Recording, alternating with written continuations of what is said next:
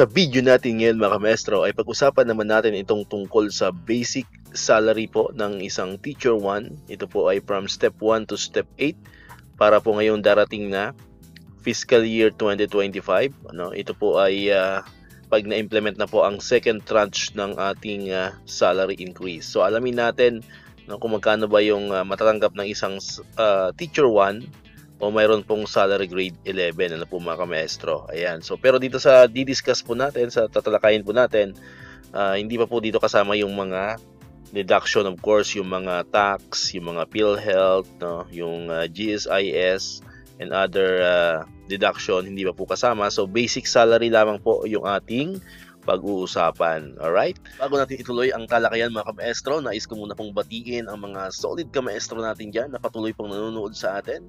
Isang happy New Year po, no? Babatiin ko na kayo ng Happy New Year kasi almost wala na pong 2 days ay papasok na po ang 2025. Ayan. So sana po ay maging okay po ang New Year ng lahat ng mga kamaestro natin dyan. And syempre, may request ulit si El Maestro sa inyo, no?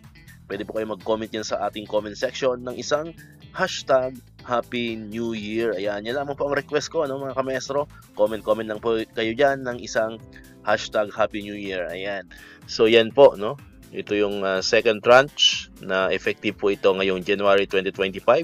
So kung ikaw ay isang Teacher 1, abang-abang ka po dito, no? At malalaman po natin kung magkano po yung ating expected na basic salary na matatanggap, no, from Step 1 to Step 8. Ayan. So sabi ko kanina, ang Teacher 1 po ay kabilang sa salary grade 11. Ayan. So kung ikaw ay Teacher 1 Step 1, ito yung basic salary na matatanggap niyo amounting to 30,024 pesos. Kumbaga ito yung entry level, no, ng isang Teacher 1 kapag ikaw ay bagong pasok sa Department of Education. So ang matatanggap nyong salary is, or basic salary is 30,024 pesos.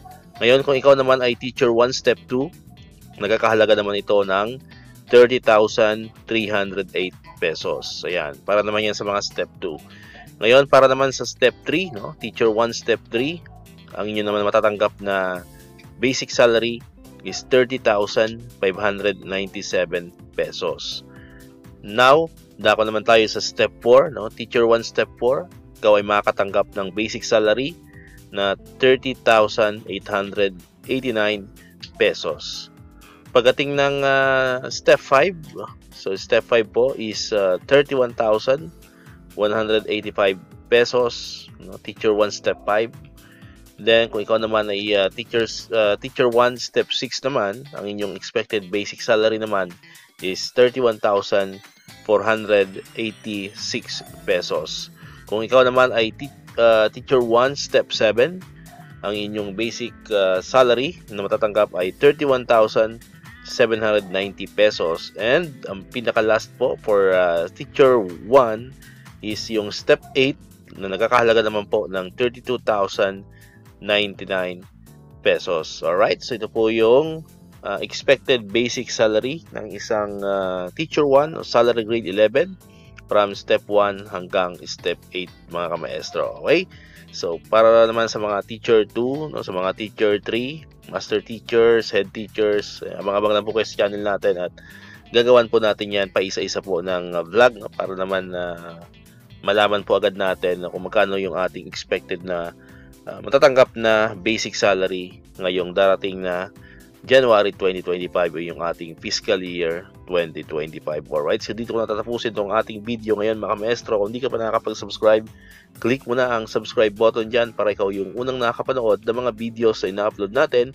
Katulad dito, yung mga updates pa rin about sa mga salary increase and other benefits ng mga teachers and government employees. And syempre, click mo na rin ang notification bell button para manonotify ka. Always updated ka pag may mga bago tayong uploaded na video. So muli, maraming salamat sa inyong panonood at pakikinig. Once again, El Maestro. See you on my next vlog. Bye-bye!